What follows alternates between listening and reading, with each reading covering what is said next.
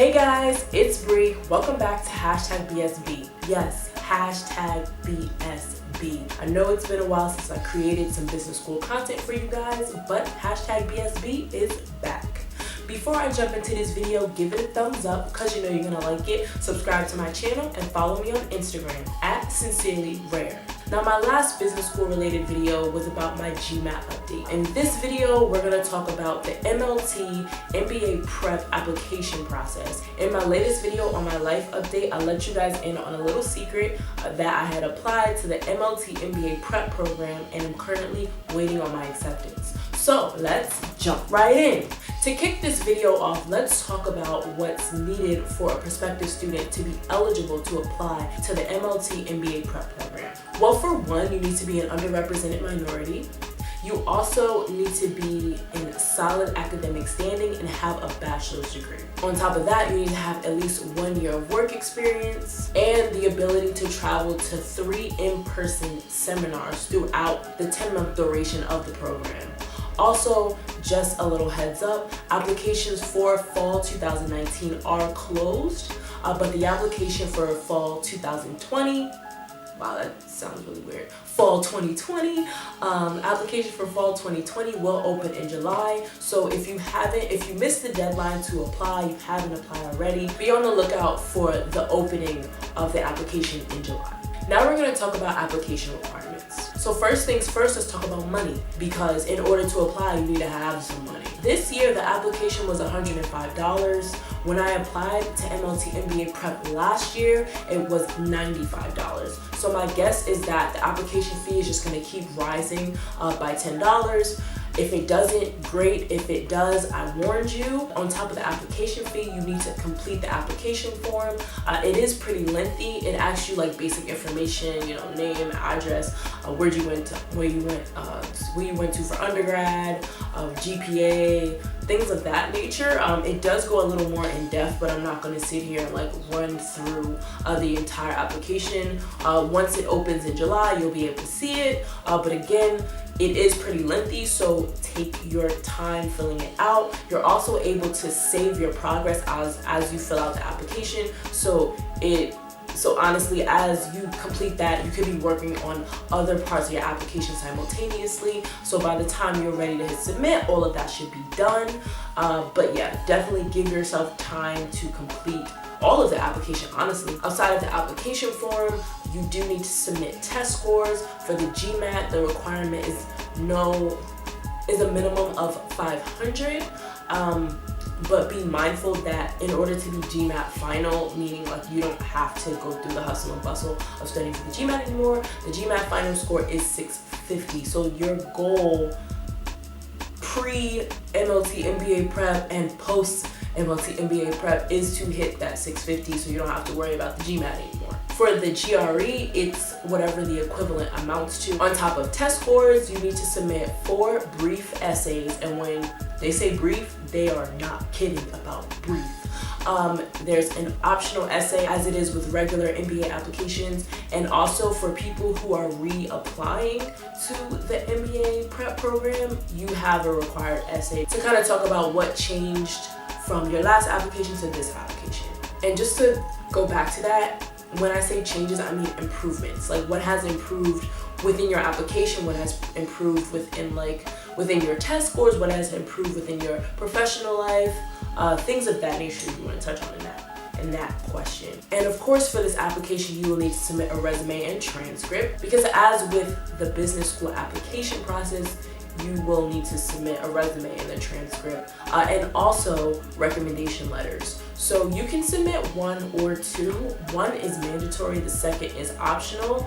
And for those, you definitely want to select people who will write the best letter for you and actually know you, your work experience, your leadership skills, etc.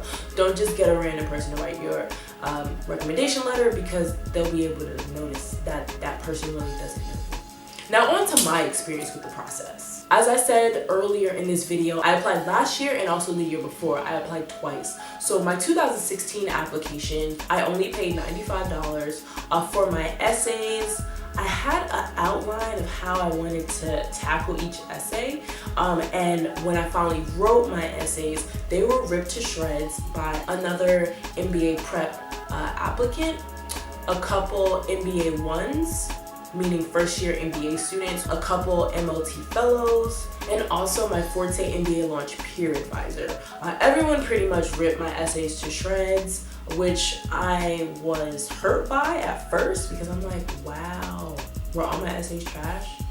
Like, why you had to do me like that? Just redline everything. But I am appreciative of their constructive criticism because it did help shape and perfect the essays that I had, in the end, I had submitted with my application. Again, for the actual application form, it was pretty lengthy.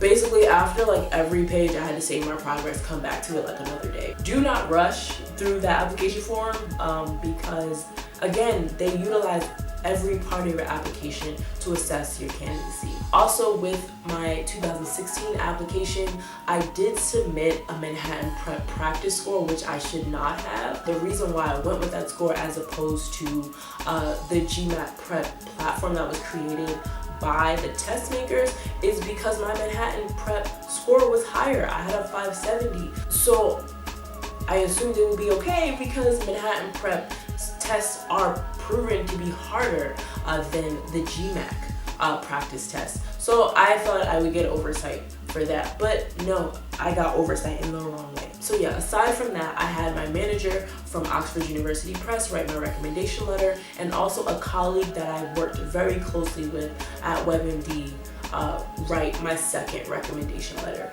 One thing they like to stress is that you should have a manager past or current write at least one of your recommendation letters because you're a direct report to them, so they know you better than anyone. The outcome for that, as you can probably guess because I applied again, is that I was denied acceptance because my GMAT score was not high enough. My end score, my official score that I submitted with was a 500, so I barely, like I just made the minimum.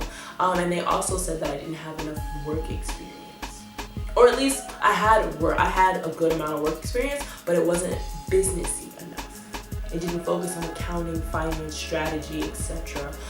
So they suggested that I continue studying for the GMAT and also asking for more business-related tasks in my position. So for my 2017 application, the fee was $105. And for my essays, again, they were ripped to shreds. This time I only had 3 people reading them. I had a current MLT fellow who was also in the process of submitting her business school applications. She read my essays and said that my essays weren't punchy enough.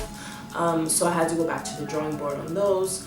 Once I recrafted my essays, I went to another set of eyes. I worked with an old colleague of mine who excelled at writing. She read my essays, gave me some feedback.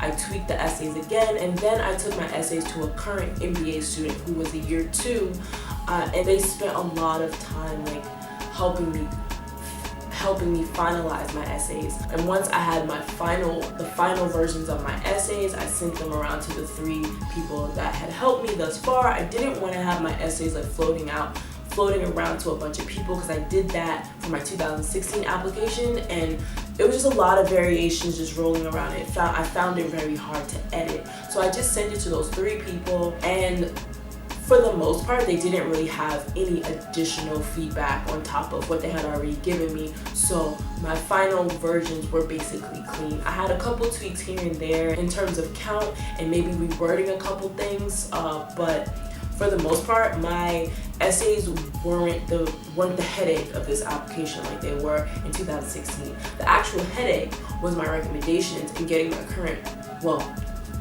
at the time, former manager now, to do my recommendation. I couldn't apply without her recommendation. So like literally every day I'm like, my recommendation letter, like literally, like it was crunch time. I had another colleague at WebMD write my second recommendation letter. For them, I only had to remind them like twice, and then they finally got it done. But for my manager, it just took a lot of teeth pulling. In terms of test scores, I applied with the correct practice test this time, and I also submitted 2 scores, my November 2017 score and also my December 2017 score. The outcome on that, as I said earlier in this video, I am still awaiting my acceptance. According to the website, the deadline to hear something back is February 15th, so I already have a call set up with one of the MBA prep representatives for that Friday, February 16th, just in case I don't hear anything by February 15th. I was like, I am not playing. Like, you're gonna give me my acceptance. I don't want to do this twice. At one point, they tried to tell me I never submitted my scores. Like, no, you're gonna give me my acceptance because this is crazy. So yeah, feeling really good about the application that I submitted so far. There was a lot of improvement with my test scores, a lot of improvement with my work experience. I have a lot more business related experience this time around. My essays were even stronger and punchier than they were last year. My interview, solid. So there's no excuse as to why I should not be accepted this year. Again, feeling really good about my application, just waiting on my acceptance. So yeah, that kind of wraps up the MLT MBA prep application video for you guys. If you have any questions or comments, or if you want to share your current application status with me and my viewers, feel free to drop a line in the comment box below. Give this video a thumbs up because you know you liked it, and subscribe to my channel. Not really sure what my next video is going to be about. Again, I am expanding my channel, so I'm fluctuating between business school, travel, and also life-related content. So be on the lookout for my next video. Till next time, bye guys!